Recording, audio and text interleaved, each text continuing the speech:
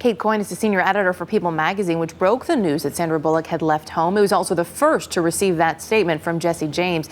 Kate, good morning. Good to have you with us. In that statement, and Ben talked a little bit about it, he says the vast majority of allegations against him, he being Jesse James, are untrue and unfounded.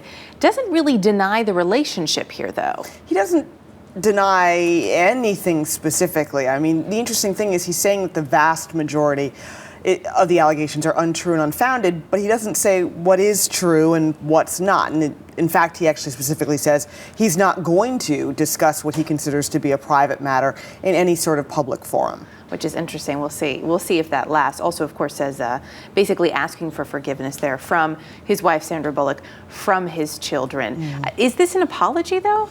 Well, it's an apology for something. It's not completely clear what it's an apology for, but even if it's simply an apology for befriending or making an acquaintance with somebody who ended up going to the tabloids and bringing this into their lives, he is accepting blame for that at the very least. And we're seeing from him, we just saw some of those pictures, but seeing with his wedding ring on, bringing his kids to school, Sandra Bullock, though, has really disappeared. I mean, frankly, you can't blame her. Handling this very differently, it almost appears like it's business as usual for Jesse James.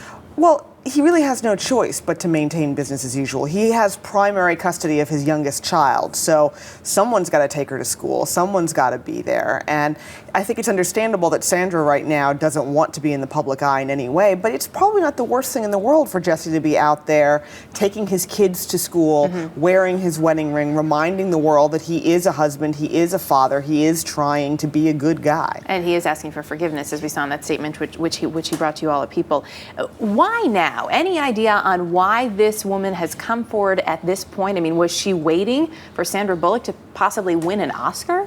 It's hard to say what the timing of this was motivated by. I mean, her story indicates that this happened months and months and months ago. So it's a very good question, why now? I mean, you hope that this wasn't something that was sat on until Sandra was at her highest moment, and it was designed, therefore, to bring her down when she was at her happiest. I mean, you'd like to be a little less cynical than that. But it's interesting that this coincided with what should be the happiest time of her life. Right. You'd like to be less cynical, but oftentimes, as we know, there is money that changes hands, and sometimes, perhaps, people do wait. Is there any indication that Sandra Bullock knew about this, knew about the news that was going to break prior to all of this happening this week? Absolutely none. And that's really what's kind of the most heartbreaking, is that you watch the clips now of her Oscar speech, of her Golden Globe speech, of the many speeches she gave, praising her husband, talking about how he's always had her back. And it's really heartbreaking because it's pretty clear, no, she had no idea